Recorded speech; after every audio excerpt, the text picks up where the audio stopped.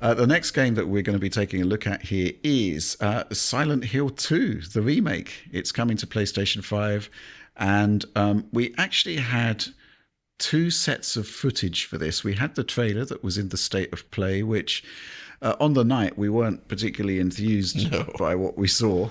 And then the following morning, it turns out that on the PlayStation YouTube page, they had posted a gameplay segment. And suddenly things are looking a lot more interesting, right, John? Yeah, well, they had the Silent Hill transmission thing, which I did not get to see due to timing. This man, I feel bad for the developers in a way on this, just because like tackling a project like this that's so beloved, has such like deep subtleties running through it from a different era. Like this was always going to have people super angry, and I'm trying to approach this from a more open-minded perspective, because from my take, it's like this never negates the existence of the originals, right? Like Metal Gear Solid, the Twin Snakes on GameCube, that's not my preferred Metal Gear Solid, but I'm happy it exists. I think it's neat. I think this looks better than that in terms of like, there's a lot of things in here that feel really like they get the original, but then there's stuff where you're kind of like, maybe not. Like it's very mixed, and some of it's weird. It's like when you see the characters, like Angela looks terrible in that initial trailer. Like it just doesn't look right. Like your brain just registers this as like, this doesn't look right. But then in the actual gameplay trailer, just walking around, it feels very atmospheric. The sound design is as you would hope. It feels like it could be a really interesting game on its own. I know Bloober is not especially popular with horror enthusiasts for some of the choices they've made in the past, and it's often a little more heavy-handed versus the more subtle approach. But I think Silent Hill 2 to some degree was almost like I don't want to say happy accident, but like they kind of, what they tried, I think they just happened to just do something really special, almost unknowingly. Like obviously very talented designers there, but like it was the right time, the right place for it. And recreating that is almost impossible.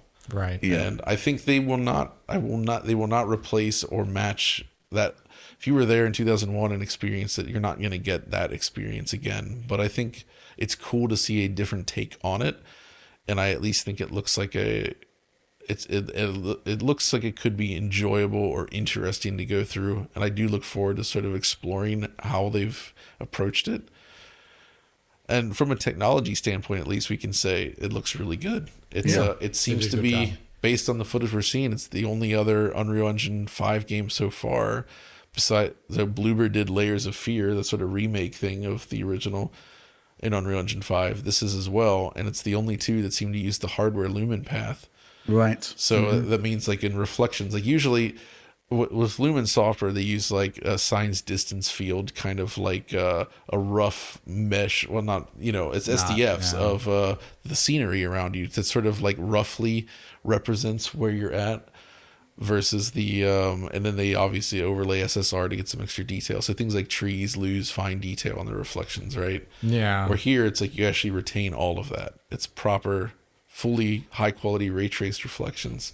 Yeah, I think that's big for a game like this, more so than like a first person game, just because your character is going to be obscuring a lot of reflections on the ground all the time. This game's going to have puddles everywhere. There's a lake, right? Outside anyway, yeah. Yeah, so like having one of the problems with software Lumen is that when SSR shows up more readily as a result, because there's a bigger discontinuity between the SSR and the reflection. So I think that's great. And I also think, based upon, this is PS5. I think they've only announced PS5 so far. Yeah. Possibly, yeah. But I imagine I wouldn't be surprised if this came to PC as well too, given Bloober, and I guess Konami would want the Bloobs. That, right? Yeah, the Bloobs. But they're great people there at that studio. They're very nice. They're so nice. And so I don't have a huge emotional attachment. John likes the first game a lot, and he's open about this, and I'm also very open about this as well too. And I'm willing to since I'm not married to the original game's vision, I'm curious to see like how good the horror is. There's certain things about horror games that I like. I like one thing I liked in the trailer. We saw the main character get injured. Is his name Ethan? No, it's James. James, sorry. Ethan, I'm thinking of another game. But either James, the character, gets injured, and I was like, okay, does he regen health? What happens? Oh, and right. Then, oh, no, it's a survival horror game. He picks up pills or something like that.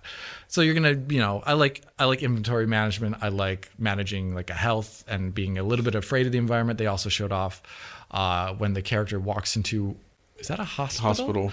Yeah, like he's avoiding an enemy at one point as it walks by, right? So like those things are things that I like in a game where you're not forced into combat. You can do it if you want to, but you can also sneakily walk by to preserve health, ammo, and all these other things. So I think that all looks great. And I'm excited to see what they do, and I'm also excited to see when this comes to PC. There's some like interesting though. The original had loading screens between different areas, which actually contributed to some of the fear. Because when you enter one of those places and just like stark cut, and then you go in and it's like there's something there, and then you would immediately like, turn around and get back out. And there was like there was something to that like break between areas that actually really worked in terms of ratcheting up the tension that kind of got lost whenever they tried to do more seamless worlds. So I'm curious if they can pull it off. Some of the designs though, I'm a little iffy. Like I saw the images of Pyramid Head, and I feel like nobody's gotten that right since the original, because the original, like that original pyramid shape is designed to be this like smooth, almost like incomprehensible kind of shape and like material, right? And they all, ever since then, they've always have this like ornate, rusted looking thing with bolts and like all this stuff on it that looks more like there's just too much decoration on it. It doesn't I get what you mean. Doesn't have that original organic, like unusual, like I can't parse what this is look, which is kind of a shame.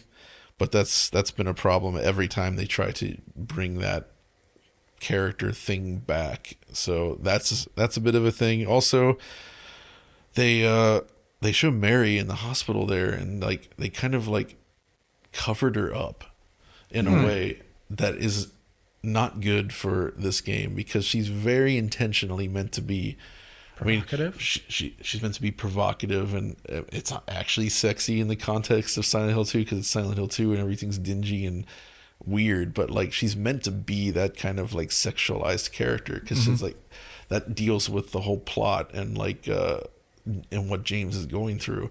And by trying to cover that up in a way, it actually kind of changes some of the messaging and the meaning behind it in a way that I'm like, why would they do that? Like, it just feels like decisions like that were made maybe without.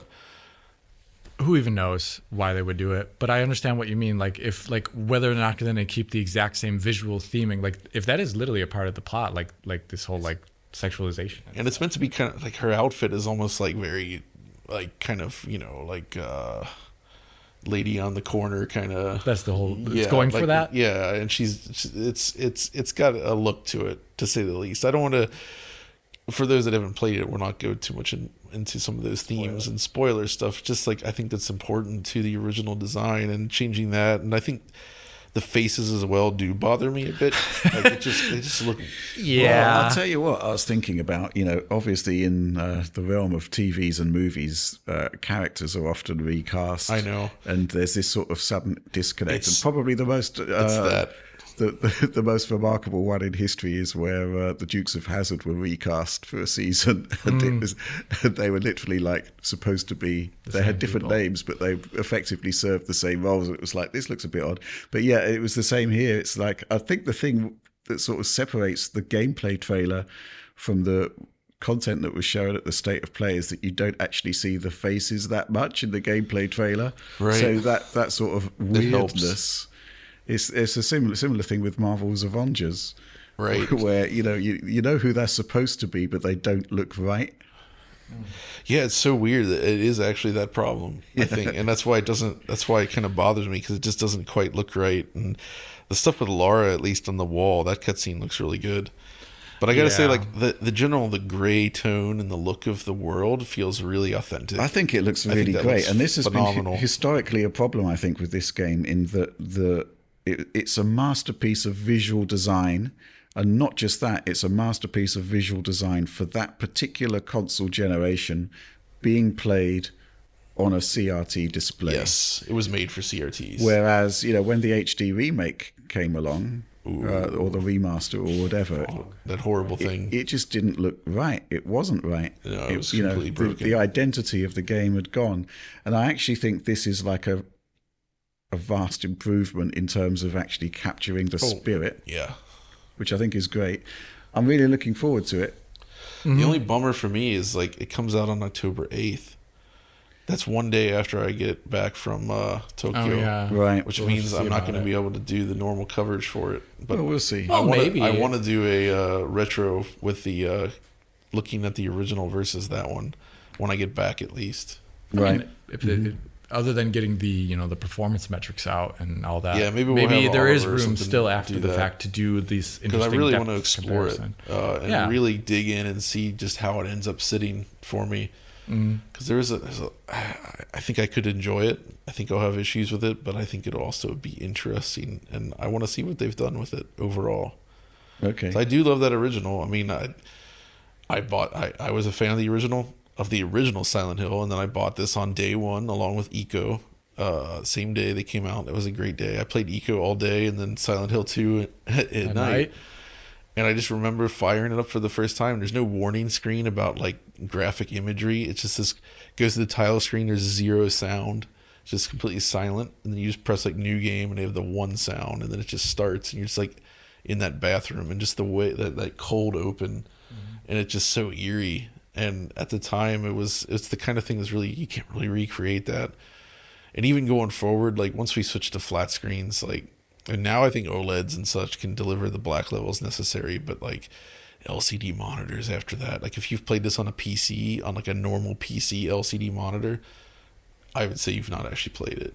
It just Right. it ruins the visuals. It's kind of like Doom 3 where they use so much blackness and darkness that instead you just see backlight.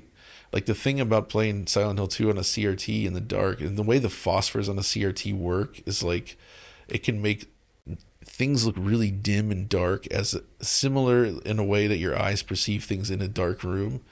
It doesn't glow brightly. There's not Oliver level nits in there, right?